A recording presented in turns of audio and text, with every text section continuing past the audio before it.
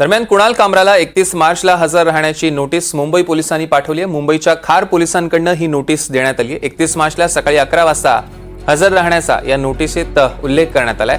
कामरा हा सध्या वकिलांमार्फत पोलिसांच्या संपर्कात असल्याची माहिती आहे। दरम्यान कामराच्या मुद्द्यांवर बोलताना शंभूराज देसाईंनी अगदी आक्रमक प्रतिक्रिया दिली। आमची सहनशक्ती आता संपत चालली आहे। कामराला टायरमध्ये टाकून 3rd डिग्री देऊ असं देसाई म्हणाले। तर यो कामरा कुठल्या गल्ली बोळात आणि बिळात जरी लपला असला तरी त्याच्या शेपटाला धरून त्याला फरफटत आणून आपटायची ताकद शिवसैनिकामध्ये आहे। पण मंत्री म्हणून आम्हाला ते करता येत नसल्यामुळे मर्यादा आहे।